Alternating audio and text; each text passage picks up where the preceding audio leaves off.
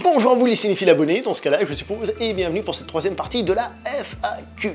Alors, petite remarque, pourquoi est-ce que je fais une troisième partie? En fait, c'était pas prévu à la base, mais comme ma caméra m'a lâché au niveau de la batterie, et qu'il a fallu que je recharge et que je tourne ça le lendemain, et j'ai vu déjà qu'il y avait à peu près 30 minutes de tournée, je me suis dit ce serait peut-être pas plus mal de la diviser en deux parties encore, cette deuxième partie. Donc c'est pour ça que l'éclairage est différent, la tenue est différente, la personne est la même. C'est parti! Et on commence par une question de Julien qui pose plusieurs questions en une en fait. Il me demande d'abord qu'est-ce qui t'a poussé de cinéphile? Pourquoi te plonger dans les critiques au lieu de parler de ce que tu connais encore mieux dans l'histoire du cinéma, les films de karaté japono-hongkongais, etc. avec des décryptages d'action, de séquences, etc. Alors, c'est assez intéressant tout ça. Alors d'abord, qu'est-ce qui m'a poussé à être cinéphile? J'ai envie de te dire la génétique. Et ensuite, j'ai envie de te dire ma maman quand même, qui appréciait plutôt le cinéma et qui, même si elle n'est pas très avancée dans le milieu, on va dire, elle connaît pas grand-chose, c'est quand même elle qui m'a mis devant certains films étant gamin, et donc c'est à elle que je le dois, donc c'est à ma maman quand même que je le dois, voilà, tout simplement. Ensuite, pourquoi plutôt des critiques que de parler juste de cinéma asiatique? Il faut savoir que si tu parles de cinéma asiatique, tu risques d'apporter à toi des gens qui sont déjà intéressés par le sujet. Alors d'un côté c'est bien, c'est ce qu'on appelle faire une niche, c'est-à-dire que tu vises un public précis et c'est ce public précis que tu as. Le truc, c'est que déjà, de base, pour moi, tu peux pas être juste cinéphile de cinéma asiatique. C'est-à-dire, si t'aimes le cinéma asiatique, t'aimes le cinéma tout court, en règle générale. C'est rare que tu sois juste fan d'un truc, à moins que ce soit ton pays d'origine et que tu sois hyper fan et en fait, le reste, tu t'en bats les entrejambes. Je me vois mal être juste fan de cinéma asiatique tout court, point barre. Et qui plus est, le but, c'est quand même de le partager, parce que le cinéma asiatique, c'est du cinéma tout court, tu vois. Et je trouve intéressant de montrer ce genre de film, ou en tout cas faire découvrir le principe de ce genre de film à d'autres personnes qui pourraient être intéressées. Parce que, personnellement, j'ai eu la chance, c'était sur un forum général de cinéma, où j'ai entendu parler de cinéma asiatique et je me suis dit, purée, ça a l'air vachement cool, il faut que j'y jette un coup d'œil. Donc c'est un peu ce que j'essaie de recréer aussi. D'ailleurs, je me permets vite fait une petite parenthèse, tu dis karaté, japono-hongkongais, bon évidemment j'ai bien compris que c'était pas un terme officiel, et c'était pour tout prendre un peu en même temps. Généralement, les films de baston, c'est les films de kung-fu en règle générale. C'est pas une question de style qui est utilisé dedans, c'est juste que comme le cinéma d'arts martiaux, c'est le cinéma de Hong Kong, en gros on dit film de kung-fu. Déjà kung-fu c'est pas le vrai terme, mais on va simplifier. Maintenant, pourquoi ne pas faire de décryptage de scènes d'action? Pour plusieurs raisons. La première, les droits d'auteur sur YouTube, où si tu mets un extrait, tu te fais taper dessus comme pas possible. La seconde, c'est que si tu regardes un bon film d'arts martiaux, je parle vraiment justement de ce qui se fait à Hong Kong et tout ça, visuellement, ça en jette, il y a vraiment un truc qui se dégage. Je parle des bons, évidemment, il y a aussi des mauvais films, et là, c'est autre chose qui se dégage. Mais il y a vraiment quelque chose qui se dégage de la chorégraphie. Et en fait, si tu regardes image par image, tu te rends compte qu'en fait, ils font beaucoup de mouvements qui ne servent à rien. Tu vas te dire, mais pourquoi est-ce que là, il fait ce mouvement bizarre? Pourquoi là, il est pas à distance? Pourquoi l'autre qui est derrière, il fait un mouvement dans le vide au lieu d'attaquer ou des trucs comme ça?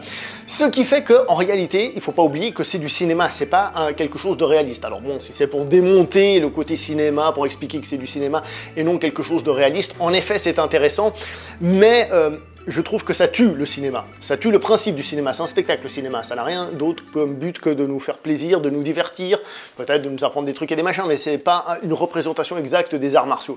Donc, regardez déjà ces scènes image par image, chose que j'ai déjà faite et c'est vraiment un crève-cœur, il faut pas le faire, moi je déconseille. Voilà, c'est pas tout à fait la bonne chose. Rien que le fait d'enlever le son, et donc les bruitages que certains trouvent exagérés, ça tue énormément parce que tout d'un coup, t'as l'impression de te revoir dans la salle avec tes camarades et du coup, il n'y a plus la magie. Il faut pas oublier que c'est du cinéma et le principe du cinéma, c'est de mentir aux spectateurs, c'est de lui faire croire des choses qui ne sont pas réelles. C'est-à-dire que ce coup de pied, bam, il est puissant alors qu'en réalité, c'est un coup de pied qui est fait hors distance. Bon, et puis l'autre, il met juste la main ici, puis ça fait pouc, et puis ça repart. C'est le cinéma. C'est pour ça que, voilà. Après la question, pourquoi est-ce que je ne parle pas plus de cinéma asiatique? Il y a aussi un truc très important, c'est que le cinéma asiatique actuel, c'est plus ce qu'il était. Il y en a qui sont beaucoup en train de parler du cinéma coréen. Croyez-moi, le cinéma coréen, ce n'est pas ce qu'il était. À l'époque, quand un film coréen sortait, c'était « Oh, il y a un film coréen qui sort !» Maintenant, il y en a de temps en temps des bons qui sortent, mais c'est pas toujours rempli de super films coréens. Par exemple, cinéma de Hong Kong, ça fait peur. Cinéma japonais, voilà. La Thaïlande, ils sont morts-nés. Il n'y a que l'Indonésie qui, à l'heure actuelle, fait plaisir. Et il manque encore un petit truc dans les combats pour que ce soit parfait. Il manque un peu de rapidité, ou justement cet aspect un peu visuel qui arrive, si on veut, à cacher le manque de réalité du combat. Mais voilà pourquoi je n'en parle pas plus pour le moment. J'aimerais bien, cependant, trouver un moyen de parler un petit peu pour montrer aux gens ce que c'est qu'une vraie bonne scène d'action, parce que parfois, quand je vois les gens qui s'extasient devant certains films d'action, je me dis que, en fait, à partir du moment où le film il a du rythme et ça se tire dessus, ils partent du principe que c'est bon, alors que non, c'est pas le cas quand même. Une scène d'action, c'est très difficile à filmer, et donner cette sensation de rythme, il faut que ce soit lisible, enfin bref, c'est quelque chose de très compliqué, et il y a certains films qu'il faut que je défonce, j'ai déjà dit que j'essaierais de trouver un moyen de le faire, parce qu'il y en a qui adorent certains films, Taken, pour pas le citer, et franchement, c'est une catastrophe ce film. J'en parlais avec l'un d'entre vous en privé, et du coup, j'ai repris un extrait qu'on trouvait sur YouTube, et j'ai dit, non mais regarde la transition là, mais c'est pas possible, c'est de la merde, tout simplement. Voilà. Et je parle des scènes d'action, hein, pas du scénario, hein, que les choses soient bien claires. La question suivante nous vient du Québékistan, du Québec, je viens de me faire des ennemis là-bas, puisque c'est Eloi Cinéma qui pose la question. Est-ce qu'il y a un film dont tu es encore mitigé aujourd'hui? Un film que tu ne saurais pas donner de notes ou d'avis à cause tout simplement que tu ne sais pas quel est ton avis. Question bizarre, je sais, mais je ne pouvais quand même... Mais je la trouvais quand même intéressante. Bon, elle est surtout bizarrement tournée, mais ça, voilà. À part ça, c'est une question super intéressante. Ça m'arrive régulièrement avec des films, c'est-à-dire quand tu vois le film, tu vois les intentions qu'il y a derrière, tu vois qu'il est bien filmé, tu vois que c'est un produit carré, mais t'es pas touché. C'est-à-dire tu le vois et tu dis oui, je vois que c'est bien, mais ça me concerne pas. Je n'arrive pas à être impliqué émotionnellement dedans. Et ça pose un problème parce que tu dis ok, il y a quoi à corriger là-dedans? Je pourrais pas dire vraiment, c'est-à-dire c'est pas une question de c'est mal filmé, c'est juste que la manière dont c'est fait, c'est pas jouissif, en tout cas pour moi. Et du coup, c'est toujours un peu compliqué d'avoir un avis sur ces films-là, parce que t'es le cul entre deux chaises, quoi, tout simplement. Si on prend le terme plaisir coupable, ce genre de film, c'est une espèce de déplaisir coupable, c'est-à-dire tu te dis, mais pourquoi je ne kiffe pas ce film? Tu vois? Et c'est très chiant. C'est très chiant parce que tu sais que le film essaye des choses et ça fonctionne pas. A contrario, t'as le plaisir coupable, je dis bien plaisir coupable, je sais que certains n'aiment pas ce terme, mais dans le sens où tu te dis, mais pourtant, je sais que c'est pas un grand film. Si vous voulez un exemple de film du genre, vous pouvez aller regarder ma vidéo sur Blade Runner, par exemple.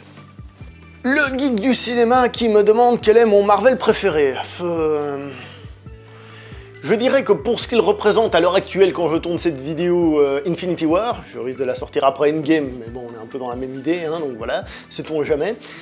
D'un point de vue film différent, je te dirais Les Gardiens de la Galaxie, parce que c'est un film qui renoue avec le space opéra, avec un truc un peu à l'ancienne, c'est un film qui sort un peu de ce qu'est le film Marvel actuel.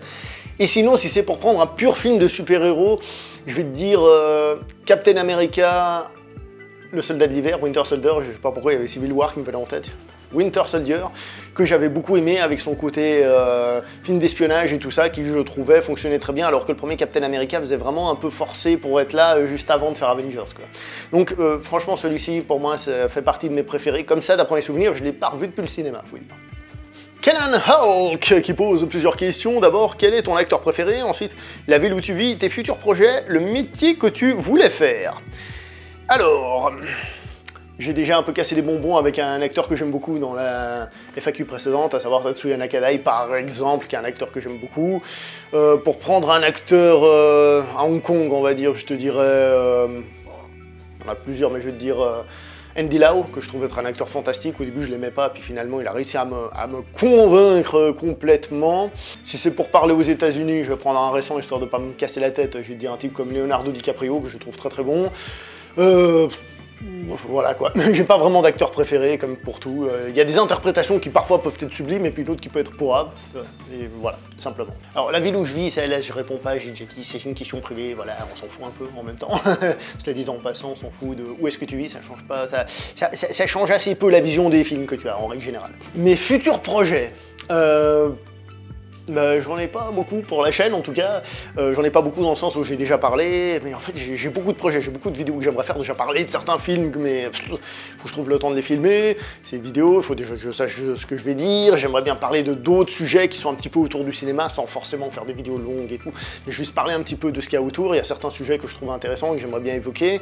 J'avais dit que je voudrais parler de livres qui parlent de cinéma, j'ai plein de trucs, j'aimerais bien, si il n'y avait pas ces droits de YouTube, faire des vidéos qui parlent un peu de musique dans les films, parce qu'il y a vraiment des musiques du film qui sont fantastiques et qui mériteraient qu'on en parle un petit peu. Ouais, beaucoup de choses. Le métier que je voulais faire, alors si vraiment je dois me baser sur le métier que je voulais faire étant jeune, donc gamin, Ce métier, c'était... Je voulais être roi. Ah bah oui, ma maman, elle me disait toujours, arrête de dire je veux, c'est les rois qui ont le droit de dire je veux. Bah je dis, bah moi je veux être roi, voilà, c'est aussi simple que ça. Mais attention, hein, pas roi d'un petit pays perdu, hein, moi je voulais être roi de l'Europe entière. Hein. Attends, tu me prends pour qui, toi? Il y en a qui veulent être policiers, il y en a qui veulent être pompiers, non, non, moi je voulais être roi. À part ça, si la question c'est quel est ton métier rêvé ou un truc comme ça, il faut savoir que j'ai jamais eu de métier de rêve.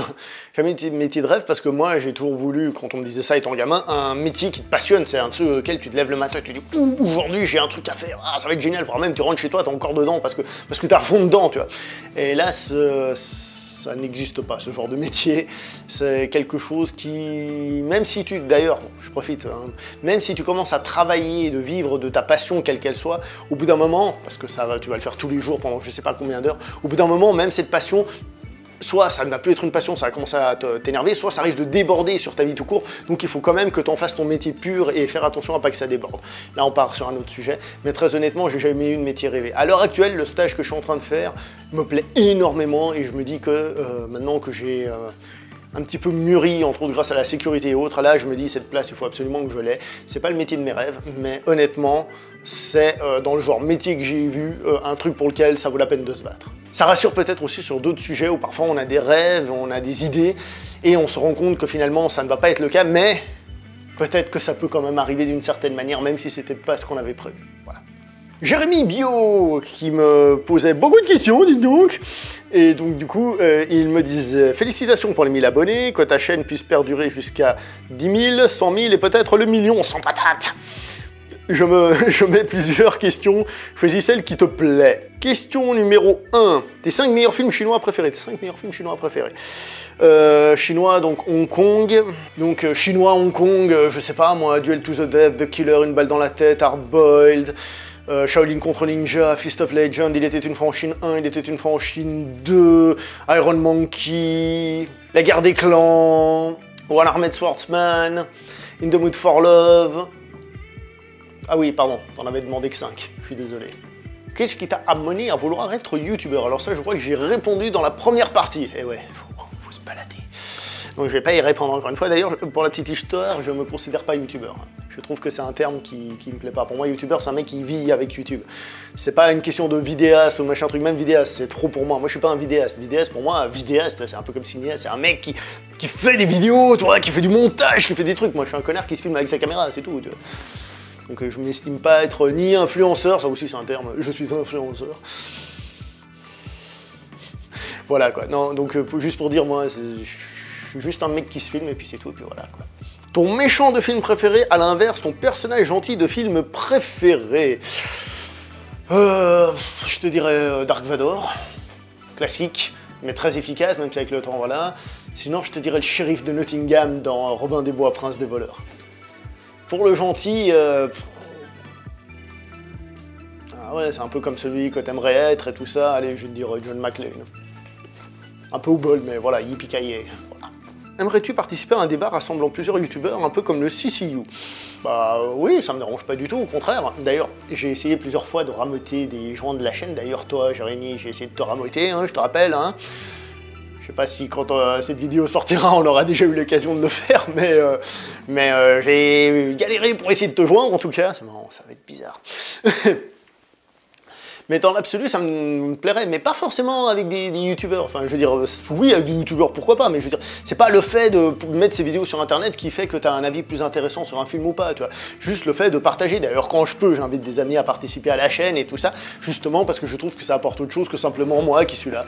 Oui, alors aujourd'hui, on va parler du film machin, il est vachement bien. Je trouve qu'apporter un peu de diversité, c'est bien. Après, le CCU en lui-même, en plus du débat sur le cinéma, ce qui peut être très intéressant, c'est de rencontrer d'autres personnes qui font à peu près la même chose, tu sais, puis d'avoir des discussions un peu ouvertes. Tiens, comment ça fonctionne, toi, à ce niveau-là, toi, pour les droits d'auteur, est-ce que t'emmerdes, qu'est-ce que tu fais, des trucs comme ça, qui pourraient être vachement intéressants, ne serait-ce que pour échanger là-dessus. D'ailleurs, je suis toujours un peu étonné, bon, je pense qu'ils doivent tous parler entre eux sur WhatsApp, voilà, mais je me suis dit, tu sais, créer une espèce de forum, peut-être privé, et seulement ceux qui ont 10 000 abonnés ont accès, tu vois. Et puis là, comme ça, les gens peuvent échanger leurs expériences. Après, je sais pas, ils font comme ils veulent, mais pour dire oui, je pense qu'il y a un gros intérêt, on va dire, au communautarisme en règle générale, qui, je pense, permet de faire plus de choses. Voilà, tout simplement. Quel est le tableau derrière moi? Alors c'est pas de celui-ci dont il est question, parce que c'est moi quand j'étais petit. Là ici, je sais pas si vous voyez là, il y a ma soeur quand elle était petite, mais j'ai fait exprès de pas le mettre. Celui qui était derrière quand je fais les lives, genre les live glandes, quand je les fais au salon, etc. En fait, c'est une représentation du pont des Soupirs de Venise. Non, des ponts des Soupirs, je dis n'importe quoi, du Rialto à Venise. Étant enfant, à quel personnage fictif t'identifiais-tu? Alors, m'identifier, non, mais il faut savoir que quand on était gamin, on jouait à différents trucs. Alors, j'étais entre autres Sub-Zero, de Mortal Kombat, parce que c'était mon personnage préféré. Et en ce qui concerne les super-héros, parce qu'il faut pas croire que c'est quelque chose de nouveau, hein, les petits jeunes, hein, étant jeune, j'étais Captain America. Pour la simple et bonne raison que c'était le chef des Avengers, en fait, c'est tout. Parce que moi, il voulait être le chef. Je vous ai dit, je rêvais des trois et autres conneries du genre, vous en faites pas. Quelques questions qui ont été posées par Emilien et le cinéma, donc Emilien Lowe, que on voit plus trop en ce moment, je pense qu'il a arrêté au niveau de sa chaîne, c'est dommage, mais bon, tant pis, qui posait à l'époque plusieurs questions, et parmi elles, la pire séance de ta vie. Alors, la pire séance de ma vie, c'est très facile, c'était pendant les vacances, c'était le film Indigène, un bon film français, un bon film de guerre français, tout, c'était bien. Le problème, c'est que dans la salle, c'était rempli de petits cons. C'était les vacances scolaires, donc c'était rempli de petits cons qui sont sortis avec leurs copines en mode hey, je fais le kiki, je vais te faire comprendre que je suis un gars cool, tu vois. Et alors là, le but c'est pas de jeter la pierre, hein, mais il se trouve que c'était des gens qui parlaient souvent arabe, et ça leur tenait à cœur de le faire savoir à toute la salle. Ainsi, quand quelqu'un disait un truc en arabe dans le film, toute la salle le répétait derrière, et le pire c'est qu'il y en a un qui était là, il faisait avec sa copine, ouais toi ça veut dire machin, ouais toi ça veut dire truc bidule. Il y a des sous-titres, connard. Bref, le problème n'est pas que les gens soient fiers d'où ils viennent, qu'ils soient contents de voir leur langue, ça c'est pas un souci, c'est le problème de savoir fermer sa gueule. Et qui plus est, il disait des conneries, par exemple il y a Jamel Debbouze, il dit un truc à un moment, c'est censé être un personnage dramatique, et tout le monde rigole parce que c'est Jamel, il est trop drôle Jamel, faut rigoler quand c'est Jamel. Et il y en a une derrière moi, elle fait ça, ah il est trop drôle Jamel, je fais, mais t'as vu la scène un peu ou quoi, merde. Bref, il y avait ça, il y avait aussi le fait que les gens se sont mis à chanter à des moments, enfin bref. Dans l'absolu, ça peut être une super ambiance. Moi, j'ai déjà allé voir des ambiances comme Up in the Air, où c'était rempli d'anglais, je sais pas pourquoi, enfin d'anglophones dans la salle. J'ai rien compris, je sais pas comment je me suis retrouvé dans cette salle. Pourtant, c'était la salle de mon cinéma classique, mais c'était rempli d'anglophones. Et là, ils ont plutôt mis une ambiance vachement cool. Vraiment vachement cool, quoi. Je veux dire, quand le personnage de George Clooney, à un moment donné, on va dire, il se fait plaquer, il y en a un dans la salle, il est là, fait « What else, George ?» Toute la salle a éclaté de rire. Donc voilà, on n'est pas très loin l'un de l'autre, sauf qu'il y en a un, j'ai trouvé que c'était une ambiance plutôt positive, tandis que dans l'autre, ça a un petit peu trop d'interférences avec le film, et de personnes qui n'avaient pas l'air de s'intéresser au film, mais plutôt de s'intéresser à eux devant un écran de cinéma, enfin devant une toile. Les reboots, remakes, suites actuelles t'agacent-ils ? Dans l'absolu, oui, ça m'agace, déjà parce que, entre guillemets, pour certains, pas tous évidemment, je suis de la génération qui les ont connus, on va dire ces originaux. Évidemment, quelqu'un qui débarquerait, qui serait d'une nouvelle génération, qui découvrirait ces films pour la première fois, bah lui, ce sera ces nouveaux films, ceux qui vont lui faire l'impact, et c'est pour ça qu'ils vont aimer. Et c'est pour ça aussi que vous vous rendrez compte, les plus jeunes, au bout d'un moment, eh ben que ouais, les nouvelles générations, ils préfèrent des nouveaux films qui racontent ce que vous avez déjà vu. Donc dans l'absolu, je suis contre, surtout que souvent, c'est des remakes monétaire plus qu'autre chose pour attirer les gens, parce que les gens vont être curieux de le voir, parce que le titre du film attire déjà les gens par principe. Donc de base, oui, je suis contre les remakes. Après, il n'empêche qu'il y a des remakes qui sont cultes. Tu prends Scarface, c'est un remake. Celui de Brian De Palma avec Al Pacino, c'est un remake. Tu prends un film comme La Chose de John Carpenter, c'est un remake. Et là, difficile de cracher dessus. Mais très honnêtement, la plupart des remakes, ils cassent bonbon. Et là encore, on parle des remakes de vieux films, entre guillemets, remis à jour. Mais si on parle de remakes de films étrangers, alors là, ça m'énerve carrément. Même si j'avoue que des fois, je me laisse avoir par le système, dans le sens où je sais même pas que le film qui sort est un remake, et ça m'énerve. Parce que pour moi, ça, c'est juste une manière de gommer le film original pour eux encaisser la thune. C'est-à-dire, non, c'est une bonne idée, mais c'est un film sino-suédois, donc il faut pas que tu le vois. Regarde, on fait un film comme c'est trop cool. Je pense par exemple, si tu prends le remake d'Intouchable, indépendamment de sa qualité, puisque je ne l'ai pas vu, pourquoi faire un remake aux États-Unis? Vous voulez pas juste prendre le film français et le distribuer convenablement aux États-Unis? C'est un exemple. Pourquoi faire un remake? À quoi ça vous sert? Parce que vous n'êtes pas assez ouvert pour regarder des films étrangers? Eh ben, ouvrez-vous, merde! Fuck off. L'acteur que je déteste le plus, aucune idée, honnêtement, c'est un peu comme le meilleur, mais là, que je déteste, c'est très rare que je déteste réellement quelqu'un. Il faut vraiment que ce soit un acteur qui m'agace ou qui se la raconte. John Wayne. Voilà, ça y est, en réfléchissant, je savais bien que ça allait venir. John Wayne, j'ai beaucoup de peine, enfin j'avais beaucoup de peine, peu à peu ça va mieux, mais j'ai toujours vraiment de la peine avec ce mec qui on le sait que sa démarche en fait venait d'un handicap, je sais plus ce qu'il avait, qui l'empêchait de marcher normalement, et je crois que c'est John Ford qui l'a transformé en démarche un peu je me la pète comme ça, mais John Wayne t'as un peu envie de lui mettre des coups de pied dans la gueule quoi. Surtout qu'après il y a le western italien et des Clint Eastwood et c'est autre chose quand même. Est-ce que Paul Verhoeven est un grand réalisateur selon moi? Bah, il faut savoir que Paul Verhoeven, je connais pas bien sa filmographie, j'ai vu que ses films états-uniens, voilà, c'est le contraire de ce que je disais avant, je me laisse avoir par le système, qu'est-ce que vous voulez.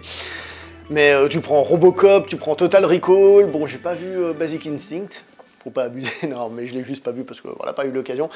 Mais honnêtement, tu rajoutes aussi Starship Troopers dans l'histoire et tu te dis que ce mec, quand même, il en avait. Donc oui, de ce que j'ai vu, c'est un très bon réalisateur. Après, c'est vrai que j'ai pas vu ses autres films et voir comment il gère son cinéma autrement qu'aux États-Unis. D'ailleurs, j'aimerais bien qu'il refasse des films comme ça, moi. Comment as-tu découvert le cinéma asiatique et par quel film? En fait, ma découverte du cinéma asiatique vient du forum jeuxvideo.com sur le cinéma. J'y suis retourné il n'y a pas si longtemps, j'ai trouvé que les discussions étaient vachement moins intéressantes, ça tourne beaucoup autour de Marvel et tout ça, alors qu'à l'époque, je me souviens que ça parlait souvent de films classiques, alors bon, il y avait des classiques, votez pour votre film de guerre préféré et tout ça, mais du coup, il y avait pas mal de discussions sur des classiques du film de guerre, des Apocalypse Now et compagnie. Là, quand j'y suis retourné, c'était très actuel et pas grand-chose d'autre, j'ai trouvé que ça se perdait un petit peu, c'était vraiment dommage. Mais quoi qu'il en soit, sur ce forum, j'ai été tombé sur un truc qui parlait de cinéma asiatique. Je sais plus si ça parlait de cinéma de Hong Kong ou alors de cinéma asiatique tout court. Je suis tombé sur ce fil de discussion, j'ai commencé à le lire et je me disais putain mais ça a l'air cool. Putain mais il parle de films dont j'ai jamais entendu parler. Et puis il y avait des petites phrases un peu choc du genre, tu vois, ouais, aux États-Unis ils sont incapables de filmer un combat à 1 contre 2, alors qu'à Hong Kong ils arrivent à te faire des combats à 1 contre 1000 et ça fonctionne très bien. Et moi j'étais là du genre, t'es sérieux là? Et du coup, j'ai tenté l'expérience avec mon premier film de Hong Kong à l'époque, qui est le remake de La Fureur de Vaincre, interprété par Jet Li, donc qui s'appelle Fist of Legend, qui a été un coup de pied retourné dans ma gueule, et aussi un coup de pied retourné par rapport à ce que j'aimais des films d'arts martiaux quand j'étais plus jeune, hein, à savoir les films avec Jean-Claude et tout ça, parce que ici, dans ce film, les arts martiaux sont pas montrés comme quelque chose forcément de cool, où avant un combat, faut que tu... Avant de te mettre en garde, dans le film, les gens ils se mettent en garde, voilà, c'est fini, allez, baston. Et les combats impressionnants comme j'ai jamais vu ça. Alors le film a un petit côté petit budget qu'à l'époque je savais pas, il a des décors qui font vraiment décor, il a une musique qui fait un peu les aventures de Tintin. Mais à l'époque, c'était le premier film que j'ai vu et j'étais très ouvert à ce niveau-là. Je me suis dit, je vais voir un film d'une origine que je ne connais pas. Et donc ce film m'a foutu une claque monumentale et à partir de là, j'en ai regardé un autre. 1 ou 2 mois après, c'était une claque, et après peu à peu ça s'est accéléré, et après pendant une bonne période je n'ai consommé que ça. Donc moi je suis rentré par le cinéma d'arts martiaux, par Jet Li, tu vois, qui était une star à l'époque, hein, c'était l'époque où il était, on va dire, en Occident, en train de faire ses The One, ses Baisers mortels du dragon et autres, Roméo doit mourir dans son intérêt, parce que c'est une grosse daube. Donc voilà, je suis rentré par une porte normale, une plutôt petite porte, c'est-à-dire que j'ai pas découvert un putain de grand film, mais ça reste un très bon film, et donc moi je vous le conseille. Voilà, c'est dit. Ta plus grande déception par rapport à un film que tu attendais beaucoup? Ça m'est arrivé plusieurs fois, souvent c'est des déceptions un peu comme j'expliquais tout à l'heure, la différence entre la qualité visuelle et le ressenti. Je vais dire Spectre. Spectre, j'en attendais beaucoup parce que j'avais adoré, bon, Quantum of Solace moins, parce qu'il avait pas mal de défauts dans la mise en scène, dans le montage et des trucs comme ça. Mais je le trouve pas aussi à chier que ce que certains pensent. Là où justement Casino Royale et Skyfall pour moi ça a été dans la gueule, et ce Spectre qui devait finir tout ça en apothéose, pour moi il a fait bruit d'un caca qui s'écrase. D'accord? Ça fait chier parce qu'il est plutôt bien réalisé, il a des trucs mais fuck. Fuck. Du coup j'attends le suivant avec impatience, voir s'ils vont corriger tout ça une bonne fois pour toutes. God Save James Bond. As-tu une préférence entre Hardboiled et The Killer? En ce qui me concerne, oui, je préfère The Killer. Faut savoir que Hardboiled, c'est le meilleur film d'action, pampant en tout cas, hein, on va dire d'histoire, même s'il y en a d'autres peut-être qui depuis ont plus ou moins égalé, mais c'est un sommet absolument grandiose au niveau des scènes d'action. Le souci pour moi avec Hardboiled, c'est que c'est pas le premier film de John Woo qu'il faut voir. Ce serait même le dernier de cette grande période, dans le sens, une fois que tu connais les codes et ses personnages et comment ils fonctionnent, parce qu'en réalité, c'est pareil que dans ses autres films, sauf que c'est pas développé. Donc quand tu connais ces autres films, tu vois ce qui interagit avec les personnages, et du coup, tu les comprends beaucoup plus rapidement et beaucoup plus efficacement. Mais The Killer, c'est un film qui fonctionne beaucoup justement au niveau de sa dramaturgie. Alors côté scène d'action, il est un peu moins bien, un peu seulement, parce que ça reste quand même John Woo niveau scène de gunfight, il n'y a pas mieux, tu vois. Mais émotionnellement, au niveau du drame et tout ça, c'est très très fort, The Killer. Et qui plus est, j'ai une tendresse particulière pour The Killer, tout simplement parce que, comme j'ai dit, j'ai découvert le cinéma d'Hong Kong à travers les arts martiaux. J'ai regardé des films avec Jet Li au début parce que je pensais que c'était ça. Ensuite, j'ai regardé un peu d'autres trucs. Et assez rapidement, je me suis laissé tenter par The Killer. Et c'est la première fois que je regardais un film qui n'était pas un film d'arts martiaux. Et ça a été une révélation complète. Je me suis dit, putain, à Hong Kong, ils font des bons trucs, et pas que de la castagne, ils font des putains de bons films. C'est pour ça que j'aime beaucoup The Killer et Hardboiled, mais en fait, différemment, d'une certaine manière. La vidéo dont je suis le plus fier, j'ai déjà répondu, et entre hier où j'ai tourné la première partie et aujourd'hui que je tourne la deuxième, ça n'a pas changé pour le moment. Peut-être que d'ici que je publie la vidéo, il y en aura, mais pour le moment, ça n'a pas changé.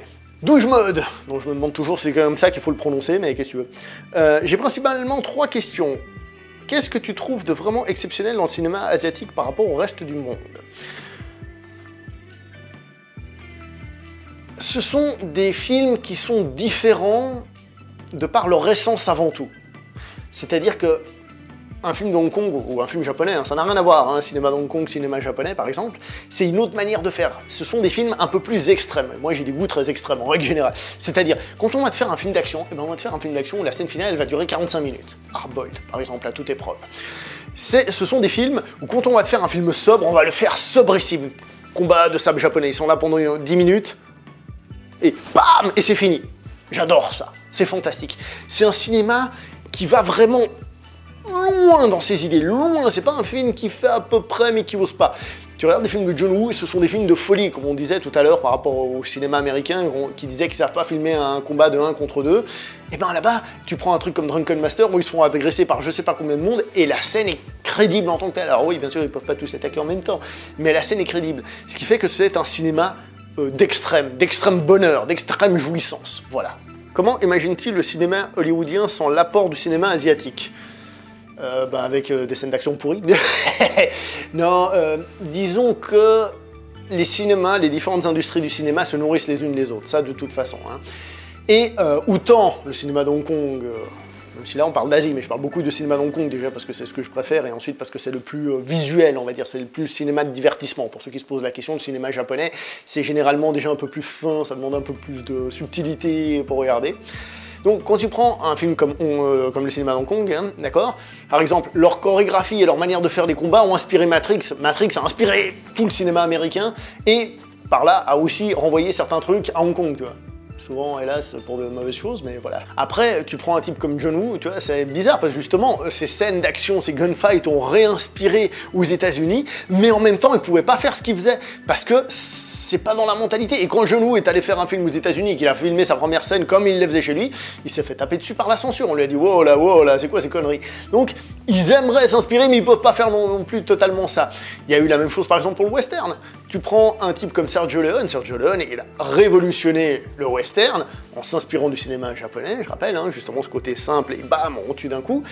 Il a repris ça magnifiquement bien, d'accord? Et ce qui se passe aux États-Unis, c'est qu'ils ne pouvaient pas faire exactement la même chose, même si le cinéma, le western hollywoodien a évolué. Après, on a eu des trucs comme La Route sauvage, par exemple. Peux-tu dire quelques mots concernant le cinéma scandinave, toute époque confondue? La réponse est non. J'avoue, autant je suis capable de m'emballer pour vous parler de films asiatiques, autant les films scandinaves, j'ai un petit peu plus de peine, tout simplement parce que je connais pas grand-chose. Alors certes, t'as des gars comme Bergman, ça m'est déjà arrivé de voir.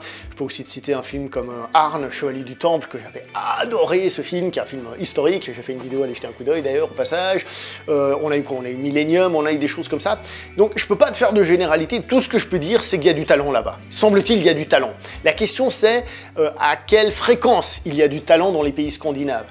Parce que peut-être qu'il y a plein de films qui sont bons, qui sont même très bons, mais qui ne sont pas exportés tout simplement parce que, soit parce qu'ils ne sont pas considérés comme étant assez bons, mais qui peuvent être de véritables perles, et que si on nous les exportait, on dirait, putain, là-bas, c'est vraiment très très bon. Donc je ne peux pas t'en dire plus, mais honnêtement, je pense que c'est un cinéma que tu peux difficilement zapper totalement. Parce que, semble-t-il, il y a du talent, il y a qu'à voir. On a eu The Guilty encore dernièrement, qui va être remaké aux États-Unis. je pense que ce sera un cinéma vers lequel ce sera intéressant de se tourner et voir ce qu'on peut trouver là-bas. Et après, il faut quand même quelqu'un pour te guider, pour savoir, écoute, non, ça c'est de la merde, ça c'est plutôt bon, etc., etc. Des gens qui connaissent déjà. Albator, le retour. Aimerais-tu participer à des émissions de télévision sur le cinéma, comme par exemple Le Cercle sur Canal? Alors, de base, c'est un peu comme la question sur le CCU, c'est quelque chose d'un peu communautaire, faire un truc communautaire. Déjà, je trouve ça intéressant. Après, pour ce qui est de passer à la télévision, je pense que je n'y arriverai pas, déjà parce que j'ai pas une voix très esthétisante, on va dire, à l'oreille. J'ai des mots que je bouffe à moitié, des trucs comme ça. Ça, déjà, je pense que ce serait pas trop possible, il faut avoir un peu connaissance de ses limites. Après, je t'avoue que si demain on me dit, écoute, tu viens, et puis voilà ton chèque, pour participer, je vais peut-être, peut-être pas inintéressant comme truc, tu vois. Après, pour ce qui est du Cercle en tant que tel, cette émission, qui est je crois la seule émission actuelle de cinéma que je connaisse à la télévision, je trouve que le souci, c'est que c'est très court. Ils doivent parler d'un film de manière très très succincte, et ils ont un très court temps de parole, et en plus parfois ils se coupent la parole. Ce qui fait qu'ils doivent essayer d'aller à l'essentiel, et parfois ça fait un petit peu recherche de phrases choc, tu vois, pour essayer de résumer le truc. Et je pense que le but, c'est pas forcément le but avoué, mais c'est mieux quand il y a des gens qui sont pas d'accord pour essayer de décrire un petit peu. Et je trouve parfois que ça part dans des espèces d'engueulades. Alors bon, les gens sont humains, hein, comme je dis, tout le monde est humain qui participe. Et je trouve que ça bloque un petit peu à ce niveau-là, mais qui sait, ça peut peut-être être super intéressant. Comme ça, de base, si on me propose, mais je dis oui, hein, ça c'est sûr. Après, faut voir ce qui se présente. Mais tout ce qui est parlé de cinéma, échanger sur le sujet, moi, je ne suis absolument pas contre. Même si c'est pas forcément à la télé, parce que là, on pense à la télé, on est déjà, oh, tu vois. Je veux dire, parler de cinéma, quoi, tout con, quoi.